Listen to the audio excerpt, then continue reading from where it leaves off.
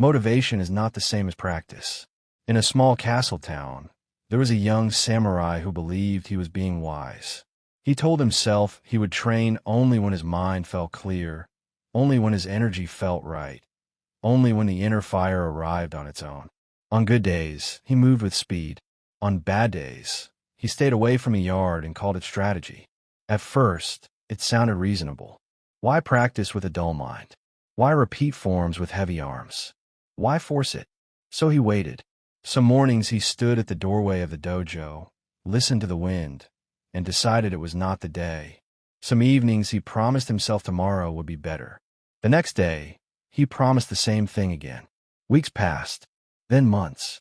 His teacher did not argue. He simply watched. One afternoon, the teacher asked the student to perform a simple kata, a formal pattern of movement practiced the same way each time. The student stepped forward with confidence. But halfway through, something broke. The timing was late. The stance was unstable. The hands moved as if they were remembering a story, not a skill. The student frowned and blamed the day. He said his mind was noisy. He said he was not motivated. He said he would return when he felt ready. The teacher walked to the corner of the yard and picked up a wooden bucket used for water. He placed it on the ground and said nothing for a moment. Then he asked one question. "When did you last fill this bucket?" The student looked confused. The bucket was not a sword. It was not technique. It was not honor. It was just a daily object. The teacher explained calmly that the bucket did not care about motivation. If you want water later, you fill it now. If you want a roof that holds, you repair it before the rain. If you want a blade that is reliable, you maintain it before it fails. Training, he said, is the same kind of work. Not heroic, not dramatic, quiet and repetitive. The mind you call the right state is often the result of practice, not the condition that allows it. This reveals a truth about human nature. We tend to treat our inner state like a gatekeeper. We tell ourselves, when I feel focused, I will begin. When I feel calm, I will show up.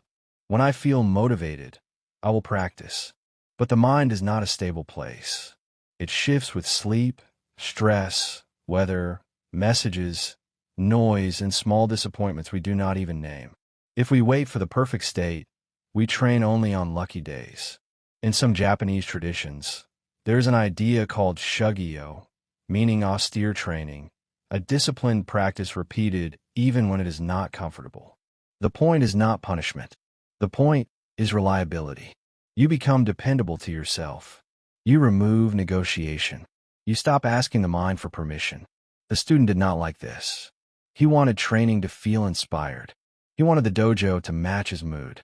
So the teacher gave him a different assignment. For the next 30 days, he was told to train for a short time every day, even if it was small. Not to chase intensity, not to chase a breakthrough, just to show up and complete a modest form with full attention. The first week was unpleasant. The student discovered something uncomfortable. On unmotivated days, his mind looked for exits. It created reasons. It offered distractions. It made small discomforts feel like warnings. The enemy was not laziness. The enemy was the modern idea that we must first feel ready. But something changed in the second week. Because the practice was small and consistent, the student began to notice the exact moment his mind wandered. He learned to return to the body, to the feet on the ground, to the grip, to the breath. Not mystical breath, just the simple fact of breathing as a way to return to the present. He also noticed that motivation sometimes arrived after he began, not before. The first 2 minutes were often flat. The next 5 minutes were cleaner. The last few minutes sometimes held a quiet focus he did not have at the start. And on the days when motivation never arrived, he still left the yard with something valuable. He left with integrity. He kept a promise. He protected the chain. By the end of the month, the kata looked different. Not faster, not flashier, more stable, more even. The student had stopped swinging between extremes. He was no longer a person who trained only when the weather inside was perfect. He had become a person who could practice inside imperfect weather. That is the moral. Discipline is not a personality trait. It is a relationship with repetition. Presence is not a mood. It is a decision you make again and again, often in small moments that nobody sees. So here is a simple way to use this story tonight or tomorrow morning. First, choose one form of practice that can be done in 10 minutes or less, and make it so easy you cannot argue with it. It could be a short stretch, one page of writing, a single cleaning pass of your desk, or a brief skill drill. Keep it modest on purpose. Next, attach it to a stable anchor in your day, like after you wash your face, after tea, or just before you turn off the lights.